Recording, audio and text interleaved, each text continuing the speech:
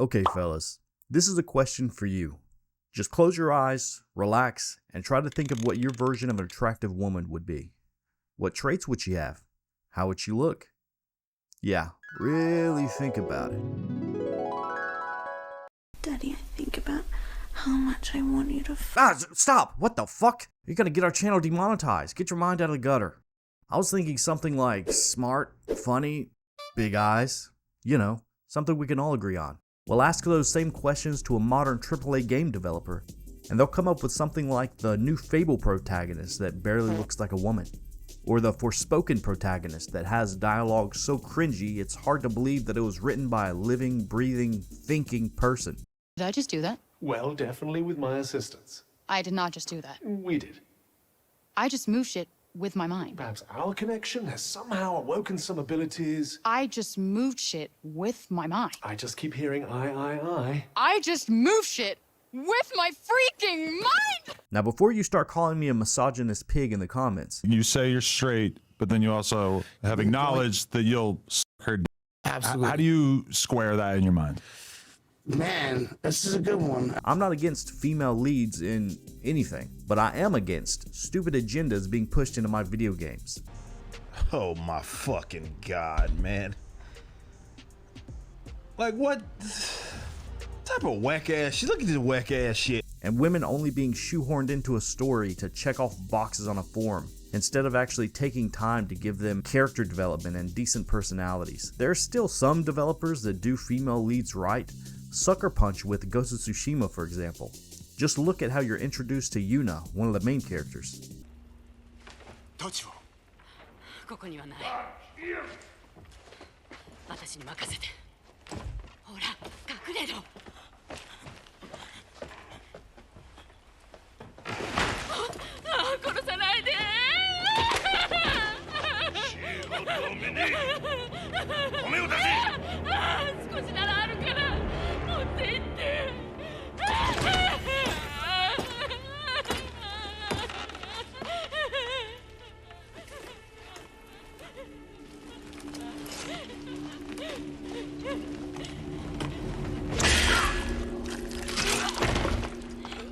Fucking badass.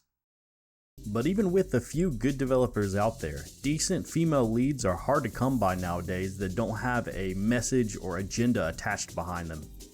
So let's ditch this modern era of cheap sucky TV shows and video games and reverse the clock all the way back to 1995, the year O.J. Simpson was found not guilty of murder.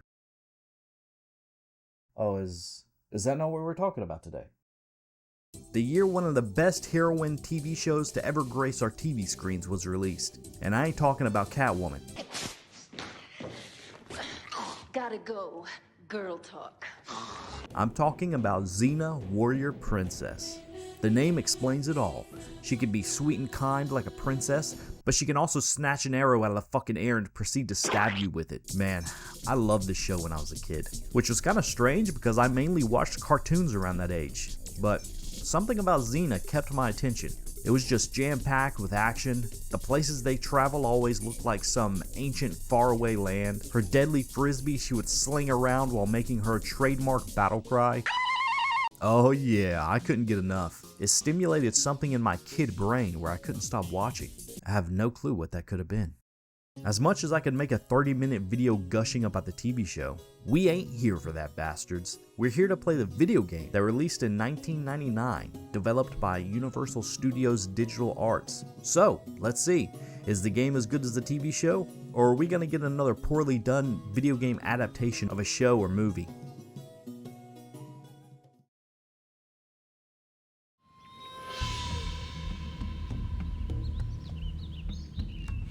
So the Spartan says to the Roman, when the chips are down, the buffalo is empty. Get it? The buffalo is empty? I think you need to work on another ending for that story. Aw, come on. It wasn't that bad. An old friend of mine, Cirrus, lives in the next village. I'm gonna stop for a minute and say hello to him since we're here. I'll be right back. Gabrielle, you go ahead. I'll catch up to you in a few minutes. Okay. When the chips are down, the cow is empty. Maybe Maybe I should have used a Minotaur. Something's not right here. And that sets our story up. Pretty simple to begin with, and I appreciate that. We just drop in on Xena and Gabrielle going for a walk on a normal day. A lot of games try to do a huge exposition dump right at the beginning.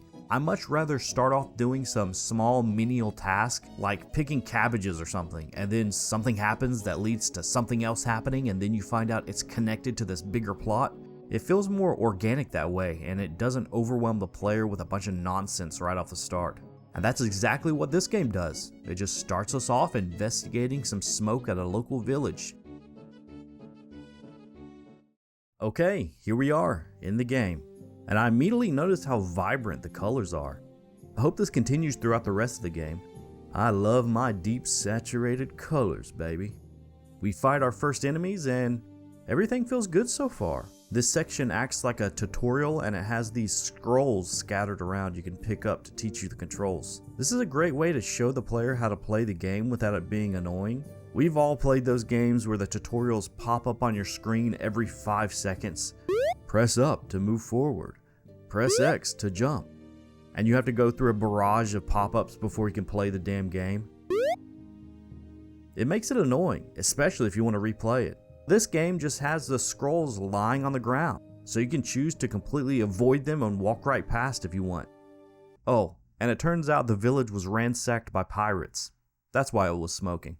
We try to get more information from this guy as to why the pirates suddenly attacked, but he does the cliche thing and dies right before telling us some crucial information. I did find this sign to be pretty funny though, considering the circumstances. So we enter the city and damn, they're really going Anakin Skywalker on this place. Well, Anakin just killed a whole Death Star. How many people died on that? Well, while I take care of business and rescue some of these hostages, let's talk about some of the abilities Xena has. Throughout most of the game, you'll wield her trademark sword and chakram. I think I'm saying that right. It's just like a frisbee with a sharpened edge you can throw around, and I cringe every time I use it. Just imagine a spinning saw blade glancing your jugular or your Achilles tendon. In the show, they portray it more in a PG way. It just acts kind of like a blunt weapon, bouncing off and knocking people out. But you know this thing would mess you up. When you throw it, it goes into this first-person camera mode, so it has more functionality than just a weapon. You can throw it ahead of you to see what's coming, and some levels have you use it to solve puzzles, like cutting these chains down to lower the drawbridge, or knocking this body down so it'll fall on a button to open a gate. Some levels give you special weapons as well to do more damage to certain types of enemies, like this wooden staff that works really well against these Amazon women. Besides the weapons though, you'll pick up different power-ups that can do things like shield you from incoming damage or call lightning down on your sword, electrocuting enemies. But I'll be honest, I never really used much of the power-ups. And you can tell by all the icons that are stacking up on the right side of the screen. Those are all my power-ups that I'm not using. But you bastards got on to me in my last video for not using my special abilities. So here. That ability was meant to turn my frisbee into an aimbot, locking onto enemies and hitting them automatically. I think I was born with a debuff where I just hate using special abilities or extra mechanics. With Fallout 3 I never used VATS, with Skyrim I never used the shouts, Dark Souls I never used the summons. And this is why, when I do use them, it ends up fucking me. You idiot. You're honestly an idiot. I don't know what's wrong with you. And yes, I'm totally blaming the game for my lack of brain cells. Anyways, while I was blabbing, Gabrielle got kidnapped. King Valerian paid us to distract you while his soldiers kidnapped your friend on the road. They took her to his castle on the island of Kronos. This King Valerian better have a big army. Off to Kronos we go then. Now would be a good time to talk about the levels, because good God, they're amazing. This one has a giant ogre slinging rocks, and you have to use it to your advantage, making him break boulders in your way to progress. All the levels have some cool mechanic like this, whether it's the burning heat of Hades' domain, where you have to stop a ritual by extinguishing the fires before these spirits reach you, or the snow-covered peaks of 𝗪𝗏, where you have to sneak past guards in order to rescue the village elder. It always feels refreshing with each new level. And be sure to take your time to look around because there's so many small details you might miss. If you hit the doors of houses, the residents will throw items out the door for you, or hitting this dead shark will knock random items out of its belly. I remember hitting the shark for at least 20 or 30 minutes as a kid, hoping it would spit out something cool or get up and do a little dance. I really enjoyed all these levels, and to top it off, the boss fights are a cinematic masterpiece. Or something somewhere. Right, this is fine. This is fine. It's okay. Most have creative ways to deal with them as well. I almost don't want to spoil too much because I want people to play this game for themselves.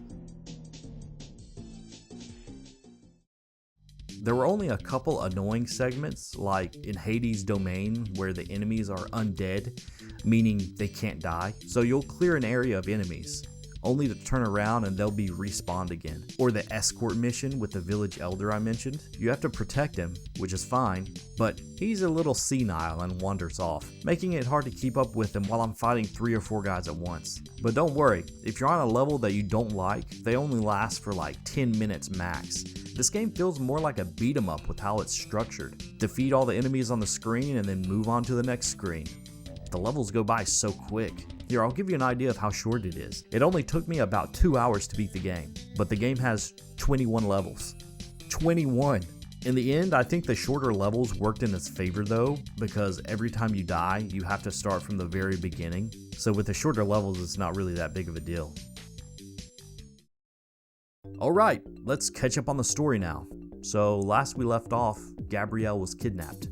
So we track down the guy that kidnapped her, and he says she was chosen as a sacrifice to bring on the New World Order. And after telling us this, he promptly transforms into a furry and jumps down a well. This animation reminds me of those Animorph books. You remember those? The ones you can flip through the pages real fast and it'll animate the kid turning into whatever animal he or she was? Oh god. Was that the origin of furries? Oh god! Burn it now! We follow him down the well and drop into a scary dungeon filled with giant-ass spiders. Ugh. But we fight our way through, kill the kidnapper, and rescue Gabrielle. Hang on, Xena, don't untie her yet.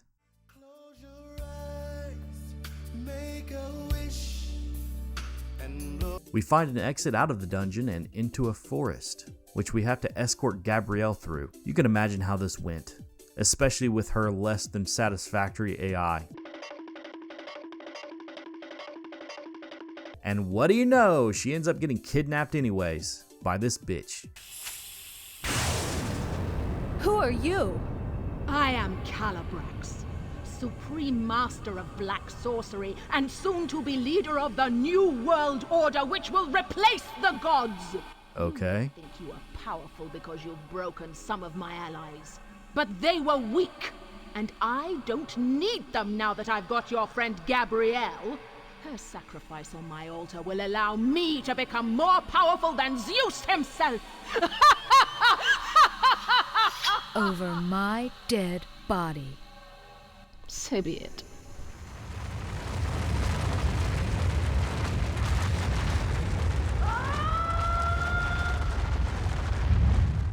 Well, we're in hell now, I guess. I wasn't expecting to visit so soon. We defeat a dragon, knock a golem into the lava, and talk to our bro Hades. Hades, I need your help. 𝗪𝗪𝗪𝗪 has great powers that will be used for evil unless you can send me to the surface world. Her magic abilities continue to increase. The gods don't need her kind of competition. As a favor, I'll send you to the village of 𝗪𝗏. There you can find the Lyre of Orpheus. Use it as the key to her undoing.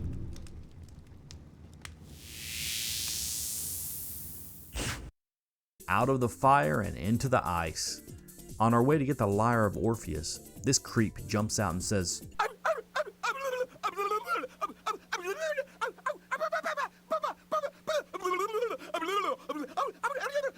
We continue to the village, rescue an old man, and then fight the great druid sorcerer. Another great boss fight with a cool mechanic. Okay, we've acquired this thing.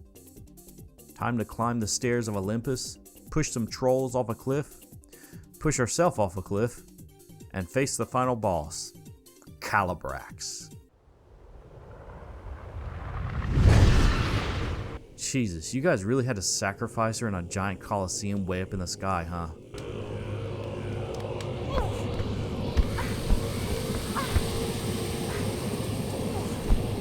You are too late, 𝗓𝗓. My powers are complete. All that remains is the death of you and your friend. Destroy her! Okay, well, let's see what she's got. Oh wow, she's actually pretty tough. This is where my one move that I've been spamming the whole game just doesn't cut it. If you press the run and attack button at the same time, 𝗓𝗓 does this lower spinny swipe move. Really good for multiple enemies and does decent damage. So that's all I've been using the whole game. But we eventually get lucky and take her out. But what's this? Phase 2? What is this, Dark Souls? This fight is pretty dope though. You have to make him knock into the pillars holding up the roof, except I keep falling off the damn platform or dodging too late and getting stun locked into oblivion. But eventually we do it! I knocked all the pillars off, the roof collapses on the bastard, and that's the final boss done. Jesus, it took me at least 30 minutes, and probably the hardest one out of the whole game. Which I guess is fitting for the final... Wait, what? Restart? Why did we fail? We have to seek refuge under the altar when things start to collapse. You know, I was wondering how 𝗓𝗓 and Gabrielle survived that, but I wasn't going to question it. Well, back to the beginning of the boss fight. I really should have picked up and read these scrolls to start with, but they're so out of the way and it's kind of hard when you're being chased by a bunch of enemies. Okay, this time we actually defeat the boss. Gabrielle? Oh, Jesus, I thought they were going to kiss. That would have made it worth it. It's about time you got here. Are you all right? Oh, I'm fine. Just fine. If you don't count being held captive in this stinking place, listening to that bimbo rant all day about taking over the world. They gave me nothing to eat, nothing to drink, and the smell of those black vipers would make a barbarian sick. Speaking of food, I'm hungry. Sacred black vipers. I hear these things taste like chicken. Not bad. If you can get around the smell. Now that's disgusting. Instead, we just get a hug and 𝗓𝗓 picks up a fucking snake and eats it raw. She definitely doesn't want to kiss now. Gabrielle, I don't know what you see in her. Actually, yes I do. Here are my stats if you're curious. Not too bad, huh? It only took me 1 hour and 50 minutes to beat the game. Although, I feel like it's not counting my deaths, because I did die a lot. Mainly from jumping into holes. I was surprised how many scrolls I got. And if you get all the scrolls, there's extra dialogue at the ending cutscene. Oh well, it looks like I now have the difficult job of writing an interesting story about all of this. Seems like I had to do all the dirty work saving your life. Okay, how about if next time you get kidnapped, you get dragged off to some creepy temple, and you get tied to an altar by snakes waiting for a snack? Speaking of food, I'm still hungry. Got any more of that viper jerky? If we both eat it, the smell won't bother you. Wouldn't it be great if I could find a way to tell a story that would totally immerse people? You know? Like they were experiencing it for real. Slaying dragons and fighting evil. Like they were actually doing it. Sort of like it was a game or something. Yeah, a game. Now that would be fun. But that's a pretty cool way to wrap it all up. Make it all come full circle. The game started with Gabrielle struggling to tell a good story, and then the game ends with her doing a little wink and nod to the players and a bit of fourth wall breaking. What a fantastic game. There's a lot I didn't even get to show. Like I said, there's 21 levels, and each one looks and feels completely different from the last. Something else I didn't get to touch on was the textures. The cutscenes and in-game, I thought the models of Xena and Gabrielle looked awesome. They really captured their likeness. And no wonder, because while doing research for the game, I saw that they were able to use high-resolution scans of Xena and Gabrielle's face. So they just mapped the textures onto the in-game models.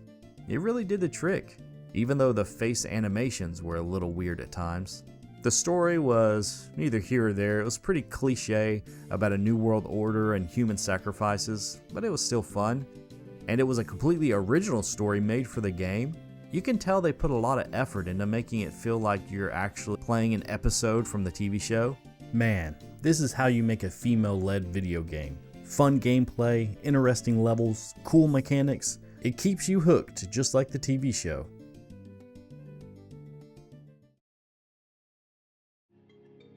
So there you have it. That was Xena, Warrior Princess. What'd you think about it? And have you played it before? Let me know in the comments below. Thank you for watching, and I'll catch you guys in the next video, which I think is going to surprise a lot of people. But until then, catch you bastards later. Peace.